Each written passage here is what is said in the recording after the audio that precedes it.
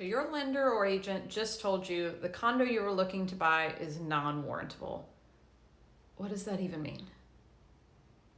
Nope, this has nothing to do with warranties on items like your fridge or your stove. This means it's non-warrantable and it does not fit the criteria for a traditional conventional loan.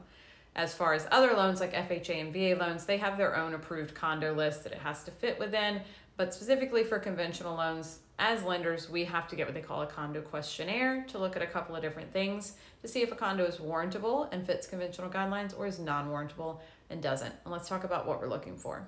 So a couple of things that can make a condo non-warrantable from that condo questionnaire, we are looking at the percentage of non-owner occupied units.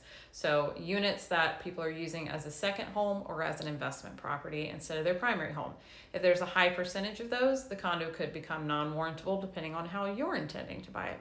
The other big thing we look at is how many people own the condo complex units. So we call that entity ownership. So if there's a high single entity ownership, meaning one LLC owns more than 20 to 30% of those units, it typically becomes non-warrantable.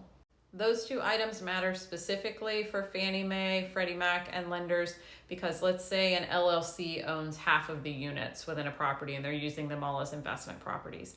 And something happens to the owners of that LLC, they go bankrupt or they get rid of the business or something happens. And now they're no longer paying the mortgages on those properties. Those properties go into foreclosure. And a bunch of them could go into foreclosure at the same time, which would affect your property value as well. And then you now could potentially have a loan that is more than what your property's worth. So it puts you at a high risk. The second area that is looked at in these condo questionnaires is the HOA itself and its potential budget. So we're looking at the amount of reserves, which is beyond those HOA dues that they collect. How much of that is left over in the budget? That's the money that would go to fixing up the condo complex if something happened, or paying their insurance deductible if you end up in a hurricane situation and the condo got damaged.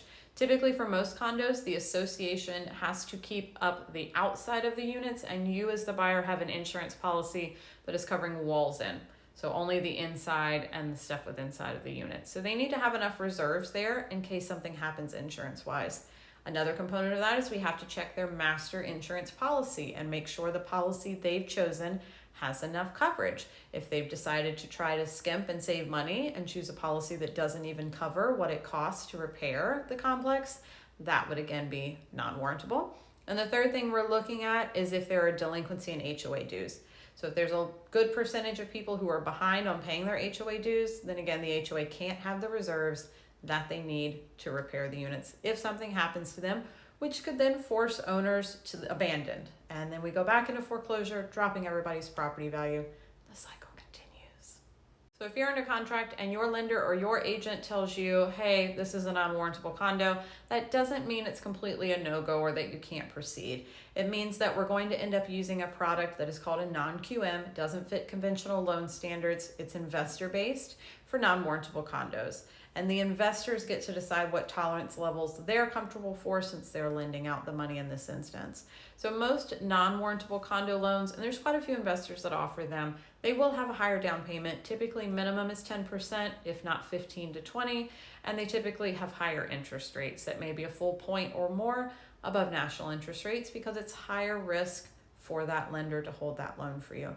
So you as the buyer have to consider, can you purchase a non-warrantable property? Do you want to purchase a non-warrantable property? Because it also places you in the position that you want to plan to be in that home long-term then. Because if you try to turn around and sell it pretty quickly, it would still likely be a non-warrantable condo and you may have trouble finding a buyer that can qualify for one of those loans or pay cash for it.